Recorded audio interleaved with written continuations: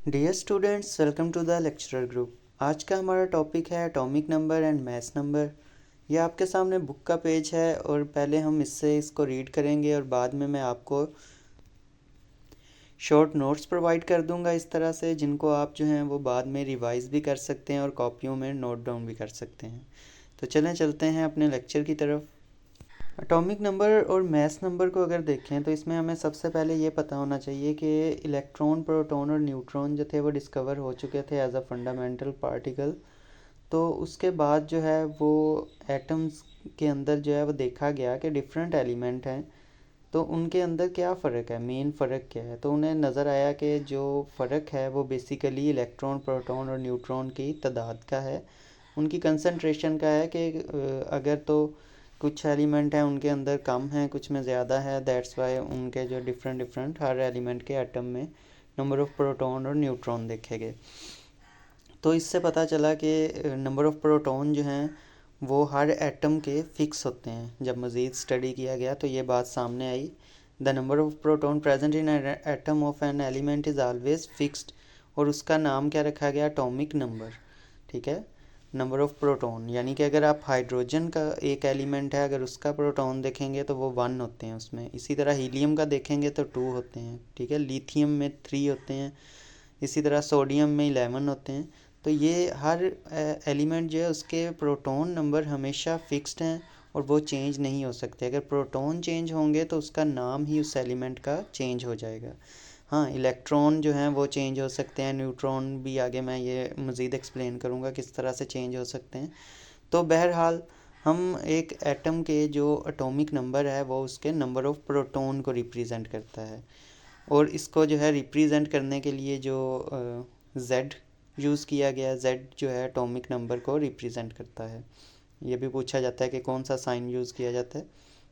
और ये भी याद रखना है कि जित एटॉमिक नंबर जो है वो बेसिकली तो प्रोटॉन के नंबर को ही बताता है। न्यूट्रल एटम में जितने नंबर ऑफ़ प्रोटॉन होते हैं उतने ही नंबर ऑफ़ इलेक्ट्रॉन भी होते हैं। ठीक है, तो जितने प्रोटॉन होंगे उतने ही नंबर ऑफ़ इलेक्ट्रॉन भी होते हैं। मतलब अगर पॉजिटिव चार्ज एक एटम के अंदर 10 का है तो उसके इर्द गिर्द इलेक्ट्रॉन भी 10 ही रिवॉल्व कर रहे होंगे।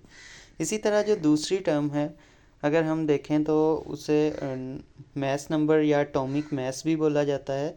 इसके अंदर total number of proton and neutron both को काउंट किया जाता है, प्रोटॉन प्लस न्यूट्रॉन जो हैं, और इसको कहते हैं एटॉमिक मैस या मैस ऑफ एटम। और इसी तरह न्यूक्लियन नंबर भी बोला जाता है इसको, और मैस नंबर भी बोला जाता है। रिप्रेजेंट इसको ए से किया जाता है, एटॉमिक नंबर को जेड से किया जाता है और इसको ए से। और ये जो है वो the mass of electron being very small is not included in the mass number. Mass number के अंदर जो है वो प्रोटॉन और न्यूट्रॉन का सिर्फ मैस ऐड किया जाता है। इलेक्ट्रॉन का क्यों नहीं किया जाता, ये भी क्वेश्चन आ सकता है। तो आपने याद रखना है क्योंकि वो बहुत कम होता है, निग्लिजिबल होता है, तो उसको हम अंदर जो है वो ऐड नहीं करते जी। तो नेक्स्ट इसमें देखें तो मेन जो बात लिखी गई है वो हम यहाँ पे देख सकते हैं कि मैस और एटॉमिक नंबर को लिखने का भी तरीका होता है। जिस तरह आप यहाँ पे अगर देखें तो ऑक्सीजन के लिए उसका जो बेस पे लिखा गया है ये 8, ये इसका एटॉमिक नंबर है, और जो इसके ऊपर लिखा गया है 16, ये इसका एटॉमिक मैस है। ठीक है, इस तरह से लिखा जाता है कि मैस को हमेशा ऊपर लिखा जाता है और बेस में उसका एटॉमिक नंबर लिखा जाता है। तो मोस्टली ये इसी तरह रिप्रेजेंट कर दिया जाता है, तो इसमें आपने कंफ्यूज नहीं होना, ऊपर एटॉमिक मैस है और नीचे एटॉमिक नंबर। और इसी तरह अगर कार्बन को देखें तो कार्बन का एटॉमिक नंबर 6 है, यानी 6 उसमें प्रोटॉन है, और मैस कितना है 12, और यानी कि 6 प्रोटॉन और 6 ही न्यूट्रॉन है, इस वजह से 12 है। तो अगर फार्मूला अगर हम न्यूट्रॉन के लिए अब बात करें कि न्यूट्रॉन को कैसे आइडेंटिफाई करते हैं, फंडामेंटल पार्टिकल कौन कौन से हैं, प्रोटॉन, इलेक्ट्रॉन और न्यूट्रॉन। और ये पता चल गया न्यूट्रल एटम में जितने प्रोटॉन होंगे उतने ही इलेक्ट्रॉन होंगे। तो न्यूट्रॉन किस तरह से फाइंड आउट करने हैं उसका ये फार्मूला है कि न्यूट्रॉन फाइंड आउट करने के लिए हमें ए यानी कि एटॉमिक जो मैस है उसमें से एटॉमिक नंबर को माइनस करना पड़ता है। अब एटॉमिक मैस मोस्टली कहाँ लिखा जाता, मोस्टली नहीं, हमेशा ऊपर ही लिखा जाता है 16, और एटॉमिक नंबर नीचे। आप डायरेक्ट यहाँ पे ही अगर इसको माइनस कर दें दोनों को, लेट्स से यहाँ पे हम इसको माइनस कर देता हूँ मैं आपके सामने, यहाँ पे एक लाइन लगा लें और 16 माइनस 8 करें तो आपके पास 8 ही आंसर आ जाएगा। इट्स मीन ये आपके पास एटॉमिक मास है ऊपर, इसको हम ए से रिप्रेजेंट करते हैं। ये आपके पास जो है वो 8 जो नीचे है वो आपके पास z है यानी एटॉमिक नंबर, और ये जो लास्ट पे 8 है ये आपके पास नंबर ऑफ न्यूट्रॉन है। तो ये इस तरह से हम ये इन्फॉर्मेशन निकाल सकते हैं। तो हम यही फार्मूला अप्लाई करेंगे, नीचे भी आप देख सकते हैं यहाँ पे न्यूट्रॉन को फाइंड करने के लिए एटॉमिक मास में से एटॉमिक नंबर जो है उसको माइनस करना पड़ता है। एक एग्जांपल भी उन्होंने दी हुई है, number of neutron in sulphur atom, sulphur की बात की गई है, उसका सिंबल इस तरह है। तो डायरेक्ट आप यहाँ पे ये एक लाइन लगा लें, इन दोनों को माइनस कर दें, 32 में से 16 जाएगा तो 16 ही आंसर आ जाएगा। तो ये 32 जो है ये आपके पास ए है, और ये जो नीचे 16 है ये भी आपके पास जी है, और ये जो थर्ड 16 है लास्ट पे जो आंसर में निकला है ये आपके पास एन है यानी न्यूट्रॉन की तादाद है। और इसके अंदर इलेक्ट्रॉन कितने होंगे, इलेक्ट्रॉन हमेशा न्यूट्रल एटम है तो जी के इक्वल ही होते हैं, इलेक्ट्रॉन भी जी के इक्वल ही हैं यानी कि 16। तो इस तरह से हम इसको फाइंड आउट कर सकते हैं।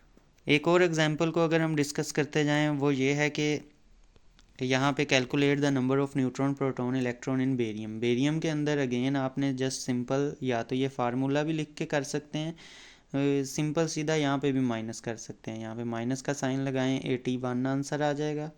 इट्स मीन कि ये जो ऊपर है वो मास है यानी कि ए है, इसी तरह ये जो नीचे है ये आपके पास प्रोटॉन है यानी कि जी है एटॉमिक नंबर, और इलेक्ट्रॉन भी इतने ही हैं जितना एटॉमिक नंबर है क्योंकि न्यूट्रल एटम है, और ये जो 81 है ये आपके पास न्यूट्रॉन के नंबर हैं।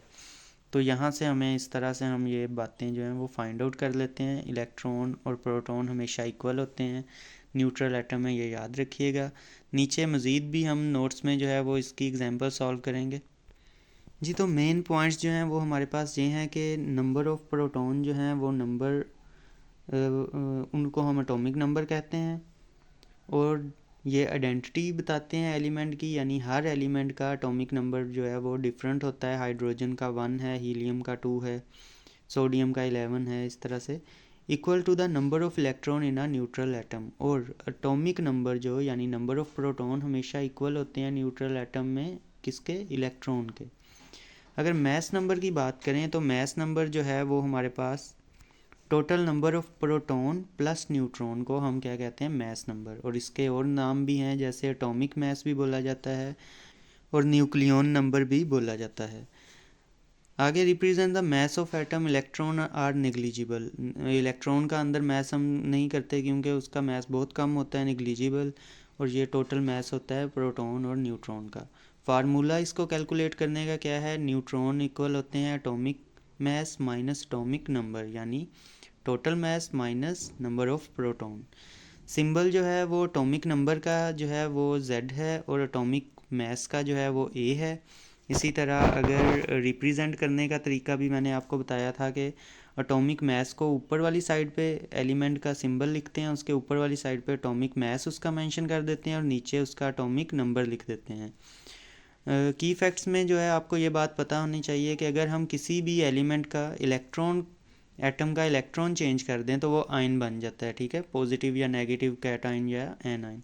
लेकिन अगर हम न्यूट्रॉन चेंज कर दें तो वो आइसोटोप बन जाता है। आइसोटोप्स कहते हैं ऐसे एटम जिनमें सेम एटॉमिक नंबर तो होता है लेकिन डिफरेंट एटॉमिक मैसेज होते हैं। वो क्यों डिफरेंट होते हैं, क्योंकि उनके अंदर न्यूट्रॉन कम या ज़्यादा जी। तो यहाँ प्लेटिनम की बात की गई है। प्लेटिनम में अगर देखें तो ऊपर 195 लिखा है, नीचे 78 लिखा है।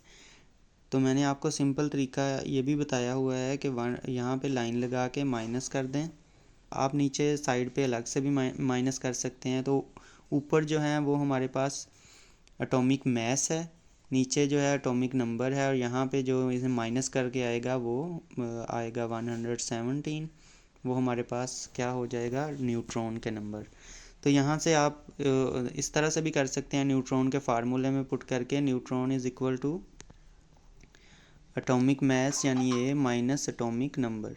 तो इस तरह से आप आपके पास ये वाला फार्मूले में पुट किया, 195 एटॉमिक मास है, 78 एटॉमिक नंबर है, 117 आंसर आ गया। इसी तरह अब हम जो है वो दूसरे पार्ट को देखते हैं। इसमें मैग्नीज़ के बारे में बताया गया है, उसका भी वही आपने करना है, सिंपल सा है।